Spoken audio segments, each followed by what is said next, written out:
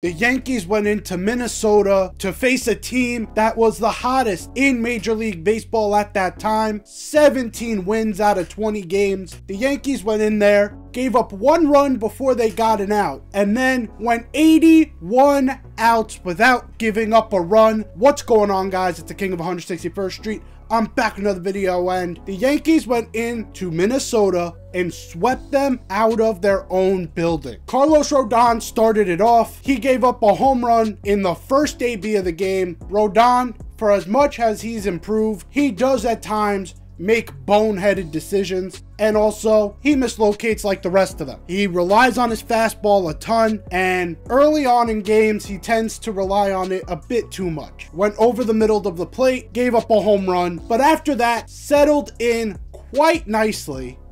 He ended up going 6 innings, 1 run, 6 strikeouts. It was a solid start by Carlos Rodon. Ended up settling down after that first inning. Ended up being closed out by Ian Hamilton and Clay Holmes. One guy in this series that absolutely broke out, and it started in game 1, was Austin Wells. Austin Wells and Jose Trevino have become such a dynamic duo offensively. Did you guys know that Jose Trevino is batting .300 right now? It's absolutely insane. Austin Wells, 20 games back, was one of the most unlucky hitters in baseball. Now the luck is starting to change sides as he gets the scoring started in this game, and the Yankees never looked back. Yankees win that game 5-1. Another guy who stepped up in this series is Anthony Volpe. Ended up getting a run in this game.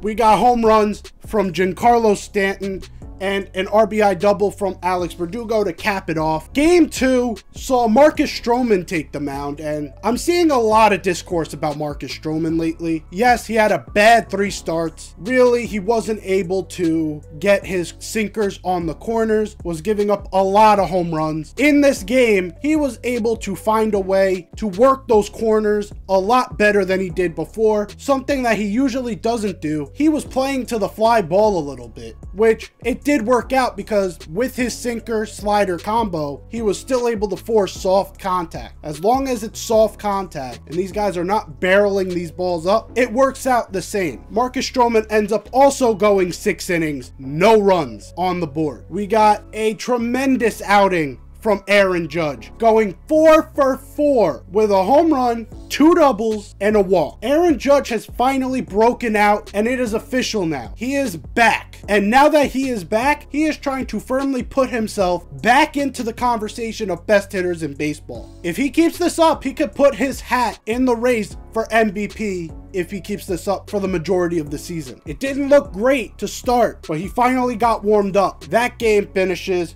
Yankees win 4-0. Now we move on to earlier today's game. Clarke Schmidt has stepped up tremendously. His last 2 starts have been amazing. 6 2/3 against Tampa Bay, and now 8 innings against Minnesota. Again, this is a team that won 17 out of 20. This is a team that was the hottest team in baseball. The Yankees pitching staff absolutely shut the door on anything they were trying to do. In this game, you had Aaron Judge continuing his onslaught, hitting a home run to left field to start the game, and the Yankees again did not look back from there. Anthony Volpe, like I said, stepped up in the series. He hit a sac fly. He got a run in. You had Giancarlo Stanton driving in a run. This was an overall amazing series for the New York Yankees, especially for that starting pitching staff, which has officially been a top rotation in baseball. And again, this is without our Cy Young candidate. This is without our number 1, and we're still one of the top 2 teams in baseball in terms of our starting pitching. That is a problem for the rest of the league, because once Garrett Cole gets back, Garrett Cole is a different beast from any of them. If we continue with the 6-man rotation, of course, things could get a little murky in those waters, but I don't see a team that's going to dominate anyone in this rotation. The only one that has been dominated as of late is Marcus Stroman, and it looks like he's starting to get out of that slump. Obviously, Clarke Schmidt has gotten out of his slump. Luis Gil has stepped up, limited the walks in his last couple starts. Nestor Cortez is dominant at home, has to work on his stuff on the road, and Carlos Rodon, again, has to work on his stuff early in game. But overall, this rotation has been better than anyone the Yankees could have ever dreamed of. And with the offense continuing to step up, this is a scary sight for the rest of Major League Baseball. And it's scary to know that we may be getting reinforcements soon in the name of the Martian, Jason Dominguez, doing a rehab assignment as we speak. He's down in Single-A Tampa, and he started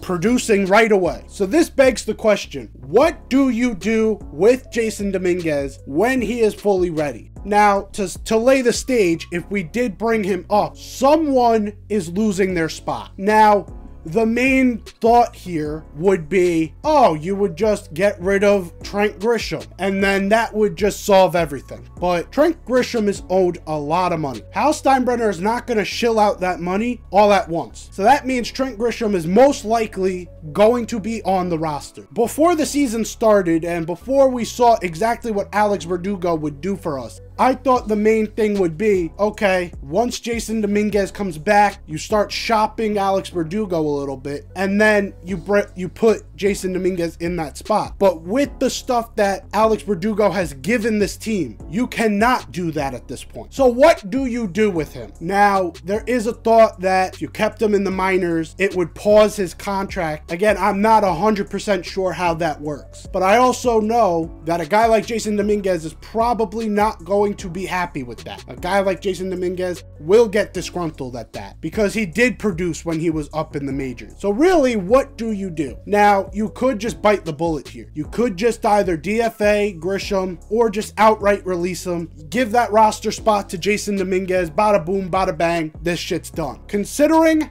that's not an option, what else do you do? Because Jason Dominguez is one of the most talented players in our farm and showed his worth last season when he came up for those 10 games. If you're looking at the continuity that this team has right now, it would be very hard to tell this team, hey, we're going to split you guys up to bring up this younger guy. You're obviously not getting rid of Verdugo. Obviously, Soto and Judge are staples out in the outfield. So what else is there to do? To me, there is no easy solution to this. I'm assuming the Yankees were hoping that there would be a clearer window of what to do here. Again, there is a clear window. Considering that clear window of Trent Grisham is not an option, there is no other avenue to go. My thought is that they are going to keep him in the minor leagues for as long as they possibly can. They are going to elevate him to AAA once his rehab assignment is done. He's going to rake out of his mind down in AAA, and they're going to make a decision late this season. When the rosters expand, that's when they're probably bringing him up. And then they'll make a decision after that on whether or not a guy like Grisham makes the postseason roster. And maybe they give Dominguez the postseason spot. Again,